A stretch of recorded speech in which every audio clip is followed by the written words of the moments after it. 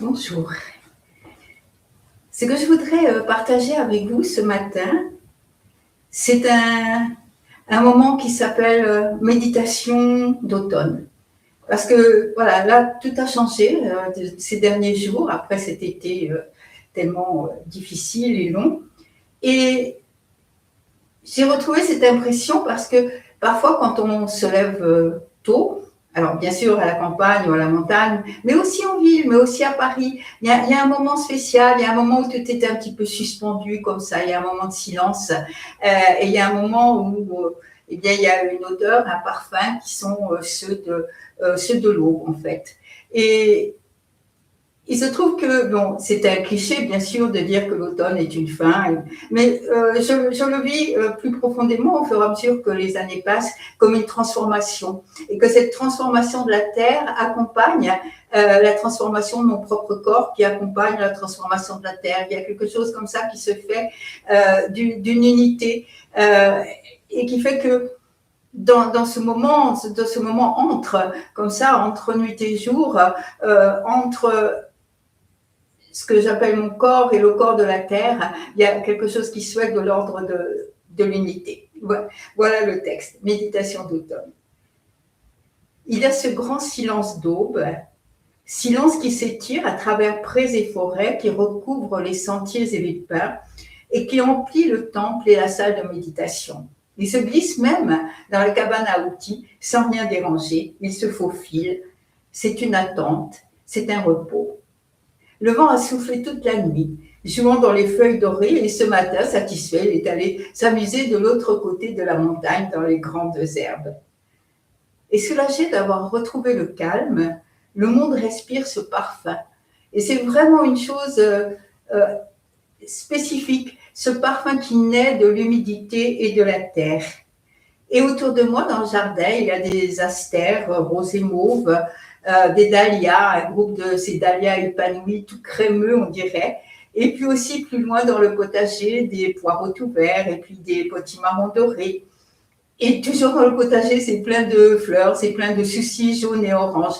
Et tout ça crée comme une aquarelle qui s'esquisse dans cette brume légère. Et je contemple tout ça, cette sorte d'immobilité du monde. Et moi-même, je me sens dans cette immobilité. Et il me semble que je pourrais me fondre dans ce monde et devenir transparence et silence, commencement et plénitude. Et puis ce matin, le monde fait écho à ma fragilité croissante, à ma vulnérabilité qui se dévoile au fil des jours. Cette fragilité, je l'intègre peu à peu dans ma vie, dans mes gestes et également dans mon regard sur les choses. C'est la connaissance même de ma propre finitude qui rend cette aube, ce silence et cette lumière plus proches.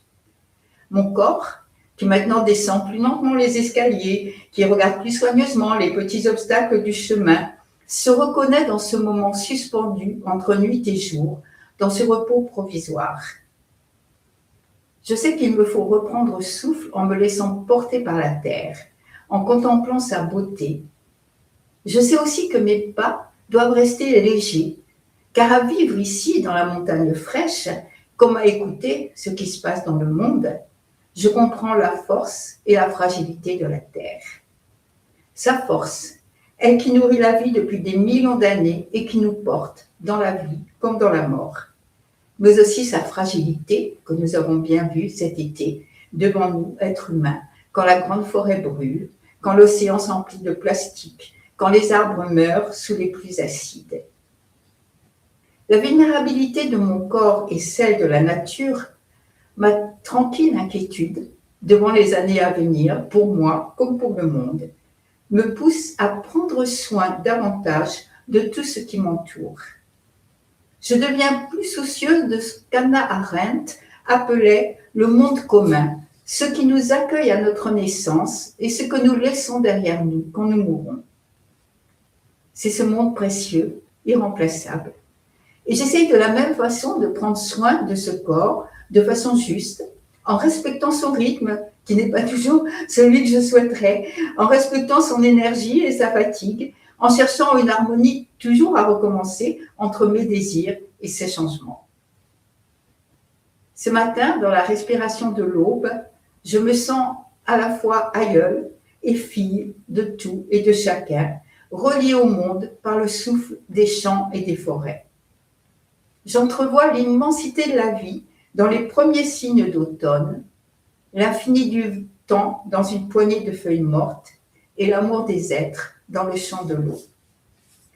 Le moment passe. Et oui, les moments passent. Un oiseau entame son chant, un autre lui répond, la brume se dissipe, la cloche sonne pour le petit déjeuner. La journée va commencer avec toutes ses activités, le travail au jardin, la méditation, et puis parler et rire avec les autres personnes. La vie si facile et si difficile aussi, la vie sans limite. Alors du silence de l'aube au rire du midi, de la solitude de l'être à la rencontre des autres, du jeu au nous, de l'incomplétude à l'infini. C'est notre vie humaine, si précieuse. Et c'est la vie de la terre qui nous accompagne. Un dernier petit gâteau pour cette 20 septembre. Dans le silence de l'aube, je fais le vœu, avec tous les êtres, de connaître la force et aussi la fragilité du corps humain et de la terre.